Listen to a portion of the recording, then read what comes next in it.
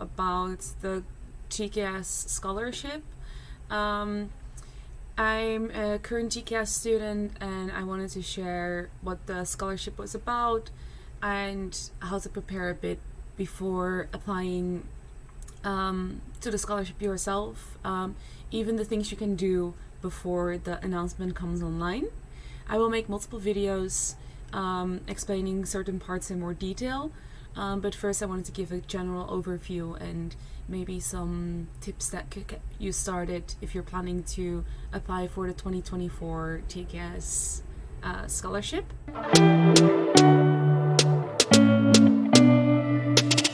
So first, what is the GKS Scholarship? The GKS Scholarship is a scholarship from the Korean government. It stands for Global Korea Scholarship. They have an undergraduate program and a graduate program, and depending on which country you're from, they have a certain amount of slots that they can fill through a university track and through a embassy track. So the university track is you apply directly to one university, and the embassy track is what I will mostly be talking about because that's what I did. The embassy track is you apply at the embassy in your country.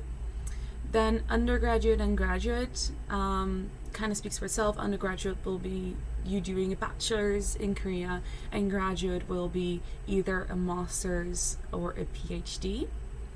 For the Netherlands, sadly, we don't have an undergraduate program with GKS. We only have a graduate program through the embassy. So that's something to keep in mind, to look into, that the country that you're from does actually have some spots for the program you're wanting to apply to. Then the advanced preparation, I would recommend you looking up the list of universities from previous years to do some in-depth research of what university would I want to go to, what courses do they have, what majors do they have. Is it going to be fully in Korean? Is there also English courses available? Things like that.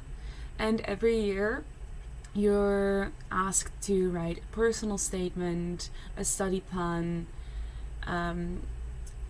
as to why do you want to go to Korea, kind of like a motivation letter, separated into some specific sections related to your studies.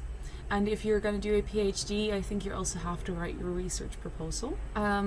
So personally, I started writing my personal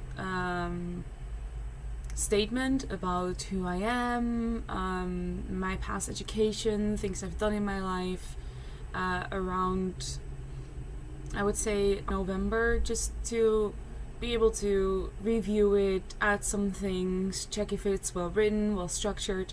Because when the announcement comes online, I think I only had 2 weeks to get all my documents in order. So the things like looking at the university list, looking at the majors, and writing those statement plans is something to look into in advance.